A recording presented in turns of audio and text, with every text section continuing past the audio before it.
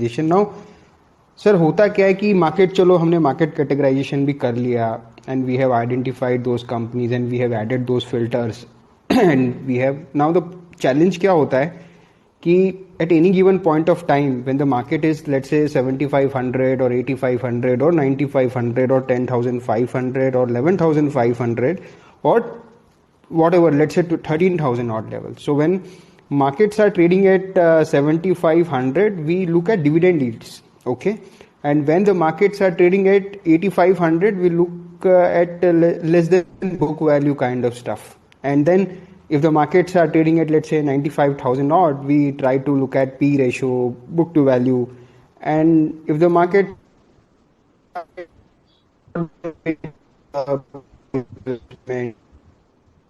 say all those parameters what you understand better than me. And last part, when the markets are trading at let's say all time high, at that point of time we identify and we try and understand ki peer valuations. For example, Reliance expensive hai ya Bharti hai ya Idea hai, so then we look out the peer valuation. So coming to this point, if you can explain the valuation pyramid and how one should look at this valuation pyramid and how one can take a call on this market, whether the which level and how to identify this valuation pyramid, because this is again an important subject where a lot of expertise is required. Yeah, sure. Rishi, I think so far I've tried to keep things very simple for people to understand, and I've tried to talk in a language which is easily understandable. But if I get into the valuation, that is what it should. Yeah. So no, that is what sorry to interrupt. That is what we needed, sir, so that people should understand, in a very easy way and with lot of examples. So it's really helpful because अभी तक आपने जो भी बताया, it's really easy to understand. And even on the valuation pyramid, the word is so difficult and these terminologies are so difficult for an investor. So if you can help us out in a, again in a simple way, it will help us. Sure. Yeah, Rishi, this is going to be a bit technical, so please bear with me. But by and large, as we stated, that market, when it is down at low levels, there is scare in the market and people are actually worried that the prices are low and they want to book their losses and just go away from the market. So at each levels in the market, there can be some principles which can be decided and kept on one side. And just we should try to look at, how it is trading. So just as was mentioned by Rishi that at 7,500 on the Nifty levels, or maybe about 24,000 or 25,000 levels on the Sensex, actually there were plenty of stocks which were available at dividend yield of anywhere between 2% to as high as even 7-8%. So there was one such company which was Garden Reach Shipbuilding, which was available at a dividend yield of roughly 6% at that point in time.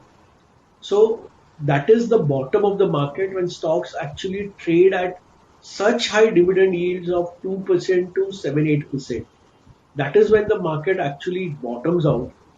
And you should keep such benchmark that if the dividend yield overall of the market goes below 0.5%, that is again the time when you are approaching the peak of the market.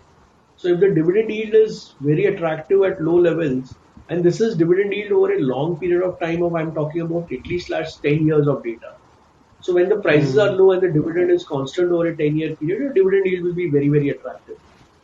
Then as it goes up, we try to justify the market, because if the dividend yield is not attractive, we try to justify it on a price to book value basis. So on a price to book value, it will be just that the assets which are there in the books of the company are available at the lowest valuation. What I'm trying to say is that in FY20 and FY21, predicting earnings is virtually impossible, because what has happened in the pandemic world, it is one-off situation over 100 years of history. So this is something which none of us have ever seen in our life.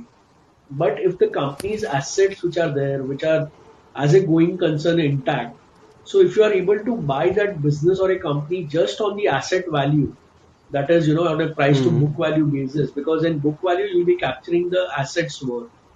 Again, in the books, Correct. it would be the assets at historical price. So if the price to book value is a level at which you are getting the assets at a discount to its historical valuation, then as the things improve and as the things go up, market will start looking at a PE basis. Once you have the earnings coming in post October or post December, depending on the nature of the sector or the nature of the company, when things become normal for few of those companies, then you will try to look at on a PE basis to justify the market peaking out. Afterwards, you try to look at the discounted cash flow. So if you are getting stocks and whose earnings is visible over the next 5 years, you try to discount it and arrive at a price and see if the price is getting justified in the market. And thereafter, even if the discounted cash flow or is not justifying, then you try to look at the next parameter.